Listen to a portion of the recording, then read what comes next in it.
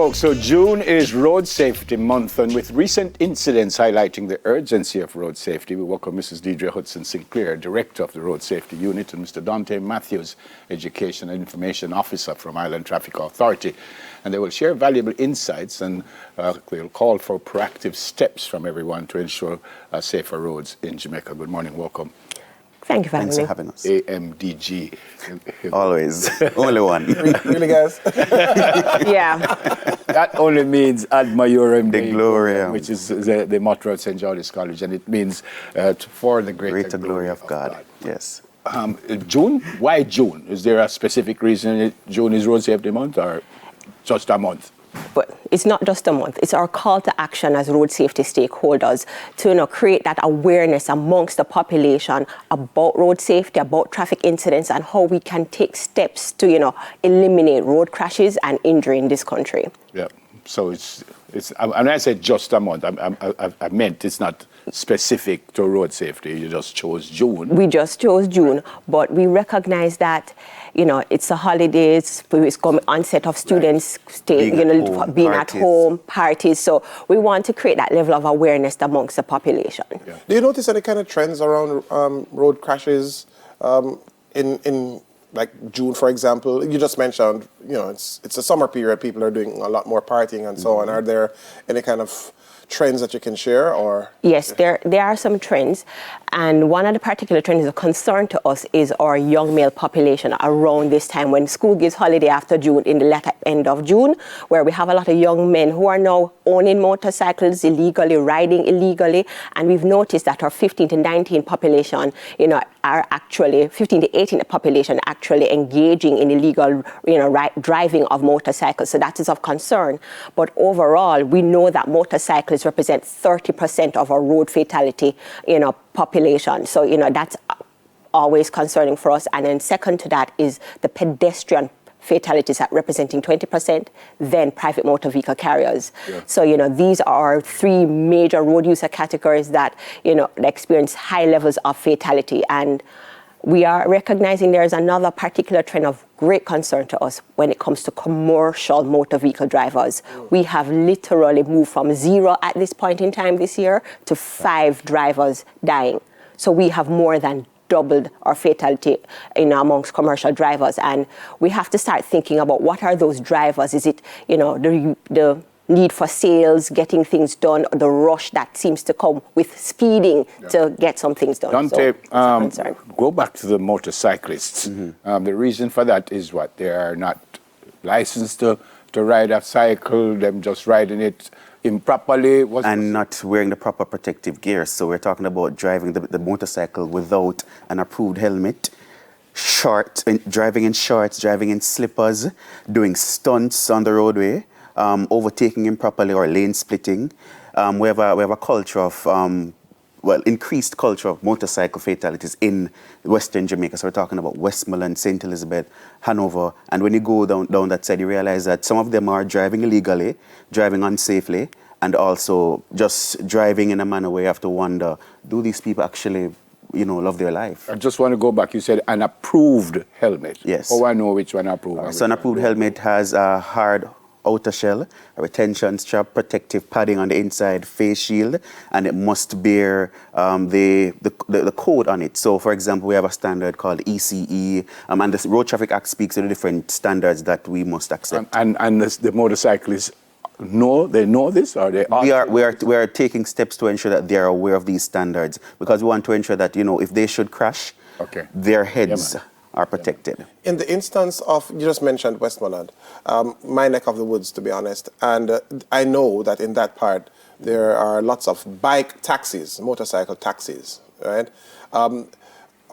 What are you noticing where that is concerned? Is that a part of it, or is it just the wild riding, stunting, and, for example, people not wearing their approved helmets? It's a combination, because while we realize that there's an issue with them not wearing their approved helmets and their proper gears and all of that, we realize also that they're overloading the motorcycles. So no more than 2 persons should be on a bike, but yet still you find in some cases 5 persons, what we call in Jamaica lapping up. Yep. we find that issue as well. There is a trend, and it's taken a toll on our child fatalities. And I can say this, that we have double child fatalities, and of the 10 child fatalities that we have this year, 2 of them were pillion passengers on a motorcycle, and then On the same motorcycle? On motorcycles. So they are pillion, so they're riding. So that same ride-sharing bike taxi is an issue for us. So while it may not be a taxi, but it could be 2 or 3 persons, because we're used to this idea of lapping up. Yeah. And, it's unfortunate. And as passengers, 70% of our child fatalities were passengers. So they were on a motorcycle, they were being driven in a car, or they were being without seatbelt, and they were driven in a public passenger vehicle without a seatbelt, without seatbelt. And these are particular concern to us. Dante, I know you guys have campaigns out for years trying to get the word out. What's going to be special about this year and in this month? All right, so over the years, we've had campaigns. For example, we've had Stop the Foolishness campaign, because a lot of what's happening on the roadways is indeed foolishness, right? We have had a Choose Life campaign, encouraging persons to choose life.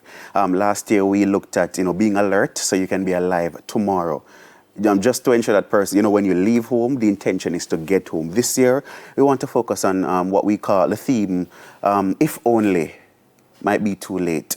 We want persons to think to themselves. We don't want persons to say, if only I had worn a helmet, if only I had worn a seatbelt, if only I had looked before crossing the road. We don't want you to say that, because it might be too late. So we want you to take caution, take the necessary steps before you cross the road, look properly, right? Wear your seatbelt, cut your speed, because you don't want to say if only about yourself. One of the issues, and I've said this a couple of times to folks like you, going up, we're old JBC, South Odeon, and I'm coming up past the fire station, and I'm going straight up.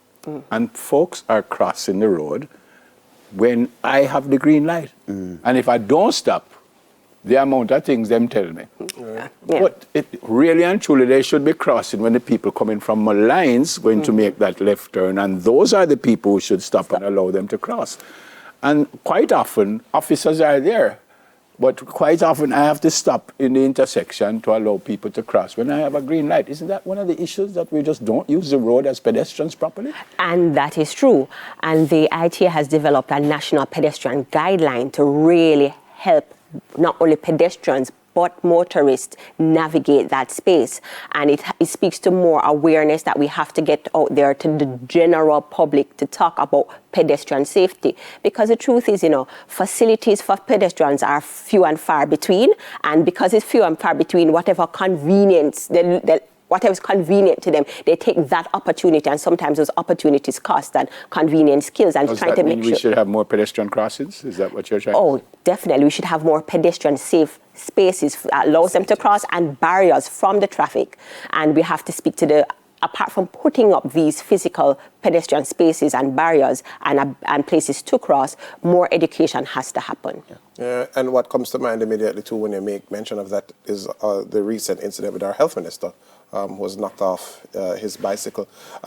The one other thing I want to quickly get at is how much are road conditions contributing to some of these issues that we face? And I guess drivers should just do better on the road, because they don't know where a pothole might be. True, and the fact is that there's usually more than one factor that creates a crash. We have the main factor, and then we have underlying factors. And road conditions are, especially driving for road conditions, wet conditions, driving when there's gravel on the road, even lighting. And, pedestrian facilities is also speaking to the same road traffic environment, how we navigate that. So there's more need for signs, for bends to tell people to slow down, especially around bends and corners. And we don't want to appeal to drivers. If the road is unfamiliar, if you don't know the space, drive for the environment, especially built environment, because you don't know where humans make mistakes, and you want to be able to stop in time to avoid, those sort of incidents. But I want to go back to what God said about his neck of the woods, Westmoreland, and so many motorcyclists have lost their lives because of animals in the middle of the road. I know that is not your part of the woods, but what can be done about that? I mean, if me are driving at night and doing my own thing, I just say I go run the high road. How we can handle that? And I think it also speaks to being alert as well, because as was mentioned, you may not be familiar with the roadway, but you want to ensure, especially at nights where visibility decreases, you want to ensure that you drive to match the fact that it's night, so that if anything should come out, you're alert. So distraction, the visual distraction, you want to ensure that your eyes are fixed on the road so you can maneuver, and it's also part of being a defensive driver. Fair enough, but it's still kind of difficult. The road environment really has to be treated with. Road cross, I understand. All right. Well, thanks a lot for coming. Yes. Thanks for having us.